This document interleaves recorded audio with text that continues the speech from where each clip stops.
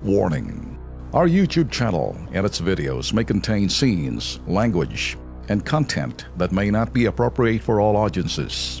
These videos include surveillance footage, undercover pursuit of suspects, actual police and rescue operations, and fearless confrontations.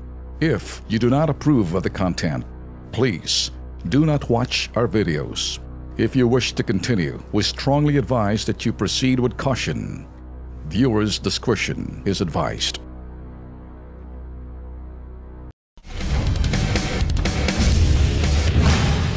Ito ang istorya ng pangarap na trabaho sa Singapore na higit 10 individual ang naging biktima.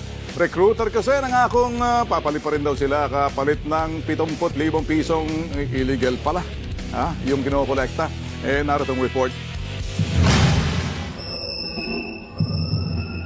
Pangarap ng 23 anyos na call center na si Aristel Cruz na makapagtrabaho sa Singapore. Kaya naman hindi siya nagdalawang isip ng isang alok ang dumating mula sa isang kinilalang Arnel Carlos, presidente daw ng Freedom to Win Foundation. Buladas ni Arnel sa halagang 70,000 at sarili niyang gastos sa medical.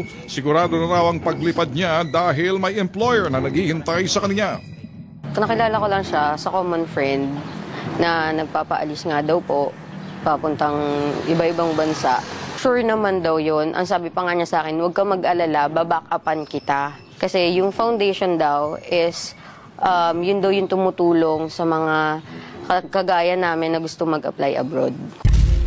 Pero kung gaano kataas ang paglipad ng mga pangarap ni Aristel, ganon din kabilis ang pagbagsak nito nang malaman niya ang trabahong alok ni Carlos. Isa palang modus. Sa mismong araw ng kanyang paglipad, doon lang ibinigay sa kanya ni Carlos ang isang envelope na naglalaman ng kanyang plane ticket papuntang Singapore. Ang masaklap, bumulaga sa kanyang isang tourist visa sa halip na working visa.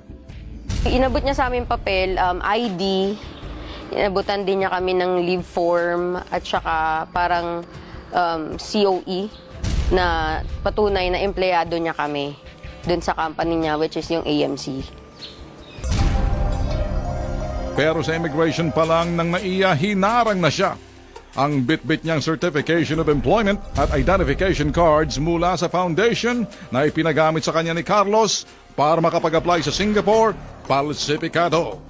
Sa immigration, doon namin nalaman na yung AMC Telecom na company niya, which is Arnel M. Carlos, ay hindi pala legit and wala ding foundation.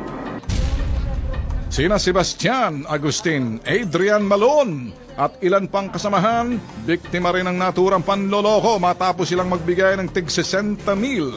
Sinubukan nilang kausapin si Carlos pero pinagtataguan na raw sila nito. Hindi bale sarang pagkakaintindi ko sa foundation, sila po yung tumutulong, puro pangako-pangako, tapos ang style nila, mangawala lang ng pera. Pero hanggang doon lang po, sir. Gusto ko na lang mabawi yung pera ko. Sa tingin ko, sir, lukuhan to kaya ayoko na talaga. Tingin ko to modus kasi gumagamit pa siya ng foundation.